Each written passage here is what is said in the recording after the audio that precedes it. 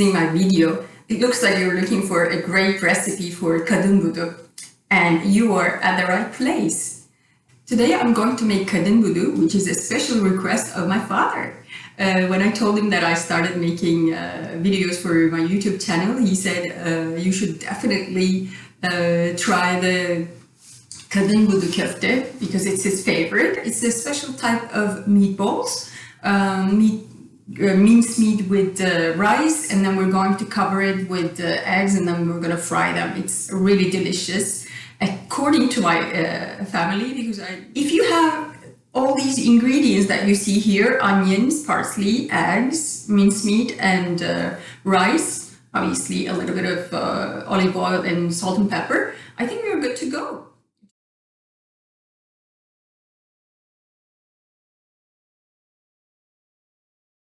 So the first thing that I'm going to start with is cooking the rice, because it's going to take about like 10-15 minutes, and I can do the other stuff when this is being done, okay? So we basically put 3 tablespoons of rice in the water, and then it gets boiled. First, we are going to be cooking half of the minced meat, and the other half will be mixed afterwards raw. So we're going to start with the first part. We're going to put 2 tablespoons of olive oil in the pan. I'm quite generous. We put the onions, the chopped onions. It's better if you chop them finely.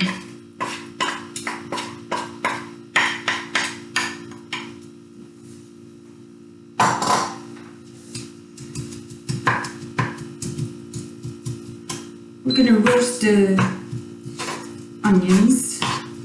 I'm just trying to cover the onions with olive oil. Just 1 or 2 minutes will be enough. My onions started changing color, so I'm going to add half of our minced meat. And that. And this is the other half. So I left the other half raw. I'm going to be using that later on. First we need to cook this.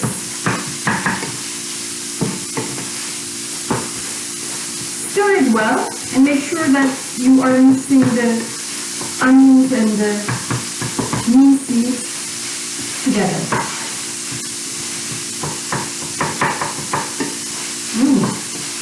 As usual, the onions smell gorgeous.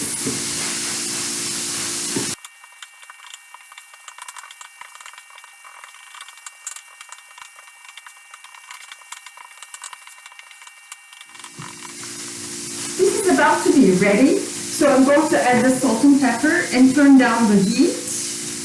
Actually, salt, pepper, and my chopped parsley as well. I realized that I don't have that much fresh parsley because I used it yesterday for another recipe. So I'm going to be adding some dried ones as well, because parsley gives a special taste to this meatball. So we should make sure that we have enough. So I'm going to put these. And actually, I don't have that much dried ones left, so I'm going to use everything. So we mixed everything.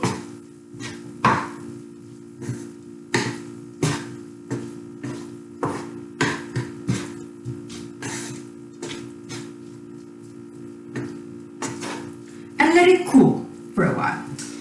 Are you ready to continue with the second part? We have our cooked meat. I put them in another container. I'm going to add the second part of the meat, the second half of the meat. That's meat. And then remember, we cooked our rice, and I drained the water really well. Make sure to do that because you don't want a runny texture in your meatballs. Here I might give you a tip. If you have some leftover rice from yesterday, for example, you can use that as well. I mean, the taste will not change. It's rice, and you will be making a good use of the leftover rice. I'm going to add my boiled rice, cooked rice. And because I added some more meat, I'm going to add another spoon, coffee spoon, dessert spoon, whatever, of salt as well. And I'm going to mix them really well, because we have to make sure that everything is stuck together, because it's a meatball and we're going to fry this, so you want to have a nice texture. Okay, I think I'm going to continue with my hands. I'm going to put on gloves. So I'm going to be mixing it, and what we're doing is actually as if you're kneading a dough. You're squeezing it as well to make sure that they are stuck together. This needs to be done for a while, so a little bit of patience.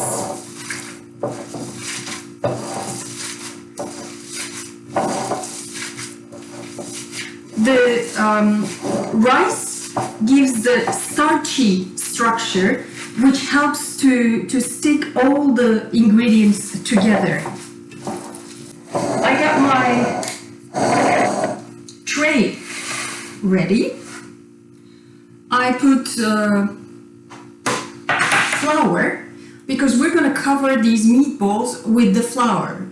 But first, what we need to do is give the shape. How do we do that? So you take a big chunk of ingredient and you kind of squeeze it in two hands. The shape is kind of up to you, but we like the oval shape as a family. So by squeezing and giving the shape at the same time, I have something like this. See? And now I'm going to put it in the flour and continue with the rest of it. I don't know how many I will get, but I think at least 14. So if you have some patience. I mean, if you ask me the amount, I would say like the size of a lemon, I guess. Take as much as the size of a lemon and then squeeze it. Actually, when you do your hands like this, you can easily get the shape, see? You can make them flat as well. I mean, as I said, just maybe like this. This is fine as well.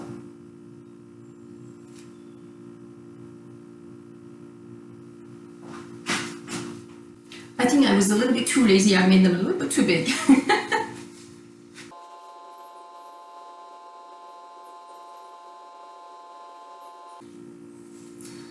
So I ended up with 12, and I'm going to cover these with the flour really well. They have to be covered all around. So you can actually roll them in the, like this. You can just roll them and they're covered with flour.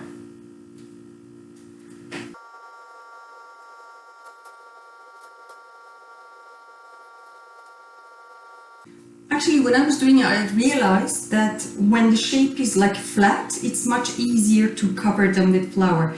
But I mean, for me, it's not a big deal. And the boys like the shape of it. And when it's covered with eggs,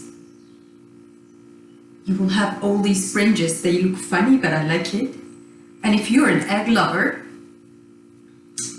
you would be amazed how good the combination is.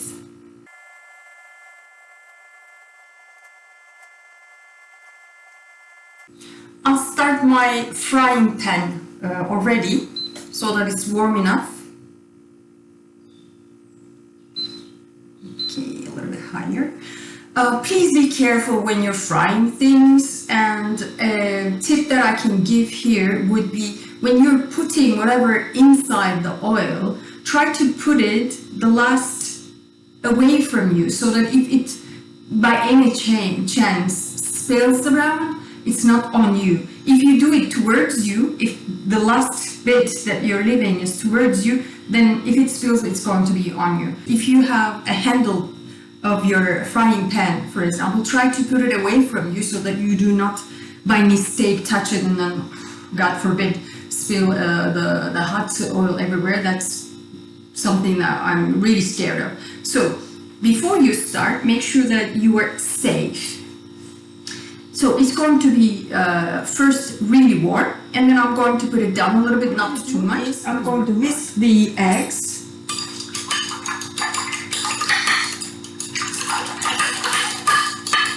I started with 4 eggs, but if it's not enough to cover all of them, then you can have more. Before I start frying my kadinbudu, I will make sure that I prepared everything. I put a paper towel just to make sure that I can get rid of the excess oil, because you're frying and you don't want this to be too greasy. So it's always a good idea to have something like this to get rid of the excess. You can take your meatballs, put them in the egg mixture, and then put it in the frying pan by using your hands. But I don't like doing that because it's quite messy. So what I do is I use 2 spoons. I just use my hand to put the meatball in there, and then I mix it, and by using the spoon I put it in the frying pan, and it also allows me to put more eggs than if you do it by hand. I tend to use sunflower oil. Maybe it's because it's related to my name, I don't know. So, shall we start? I'm just going to put 1 in the egg,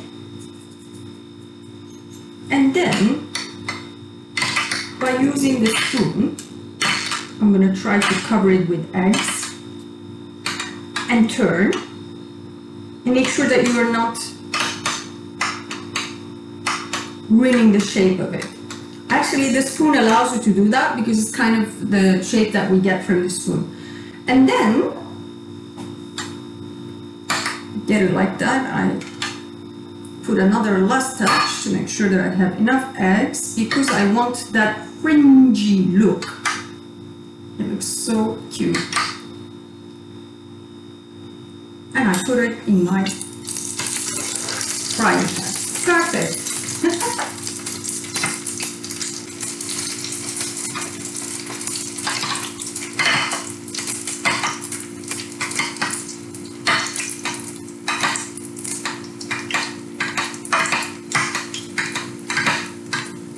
And don't forget to check the other ones, the ones that you already put. You don't want to burn them.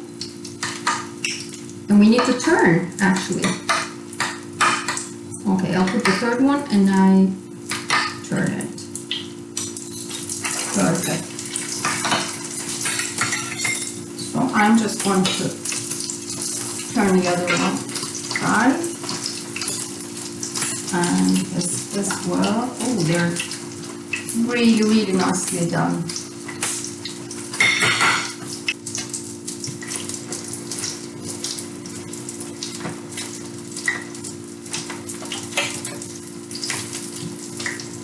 The first one is done. You can actually see how beautiful it is. I'm going to prepare another one. Oops. Put it. Cover it with eggs. Turn.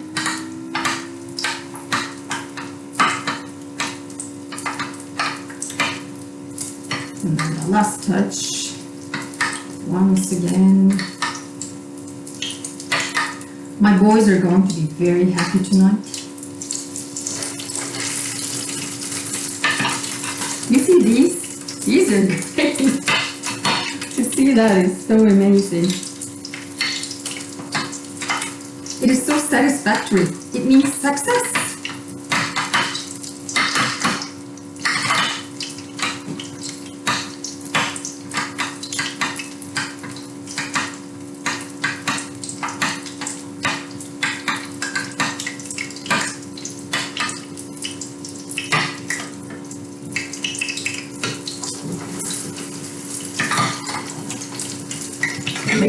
take the other ones out.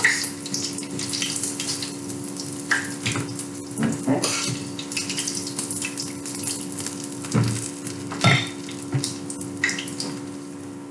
Would you like to see the first ones?